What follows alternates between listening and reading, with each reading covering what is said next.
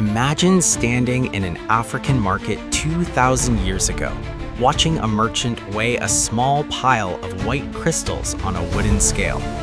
On the other side lies a glowing bar of pure gold, pound for pound, ounce for ounce. To us, this sounds unbelievable, but centuries ago, this simple crystal was worth its weight in gold, and people were willing to die for it. Welcome to the subject history. Our bodies cannot survive without salt. It keeps our nerves firing, our muscles contracting, and our hearts beating.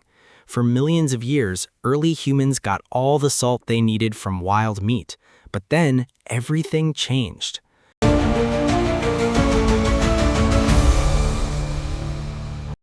Around 12,000 years ago, humans began farming. As we transitioned to a plant-based diet of grains and vegetables, our bodies began to starve of this essential mineral. We had to find a direct source of salt to survive. This search drove where our ancestors settled. Soon, the very first permanent human communities were built right next to natural salt lakes and springs.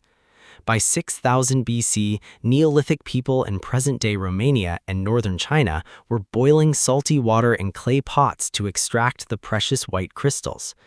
But humans soon discovered an even greater power. Salt was the ultimate food preservative. Packing meat or fish in salt drew out moisture, stopping decay completely. For the first time, humans could store food for the winter, survive famines, and travel long distances. With survival secured, great empires built their foundations on salt. In ancient Egypt, priests used a natural mineral salt called natron to dry and mummify the dead, turning salt into a sacred gateway to the afterlife. It also built the physical world. The massive armies of workers who built the pyramids were fueled on salted Nile fish. Centuries later, the Roman Empire was practically run on salt. They built a heavily guarded highway, the Via Salaria, specifically to bring salt into Rome.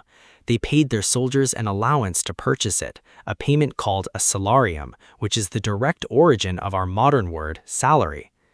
In ancient China, the government realized that since everyone needed salt, they could control it.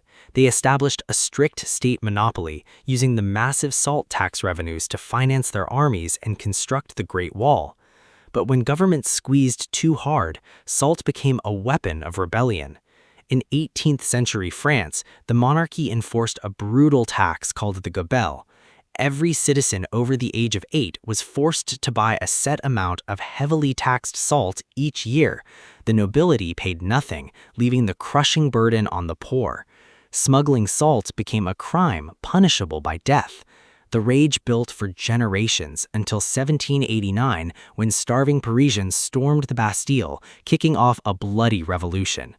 Over a century later, salt sparked another march for freedom. In 1930, colonial Britain banned Indians from collecting salt from their own coastlines. In defiance, a 61-year-old Mahatma Gandhi walked 385 kilometers to the beach. Tens of thousands watched as he bent down and picked up a simple lump of natural salt from the sand.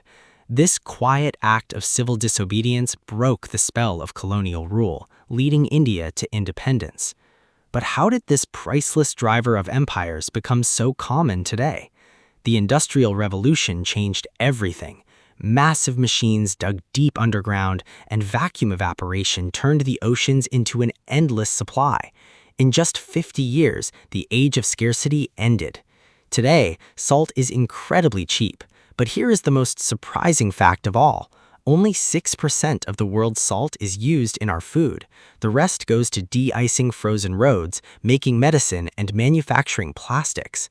Yet, every time you reach for a salt shaker, you are holding history. In that tiny crystal lies the story of Roman soldiers, desert caravans, and peaceful marches for freedom. If you enjoyed discovering the incredible stories hidden inside history, don't forget to like, subscribe, and turn on the notification bell so you never miss another journey into the past.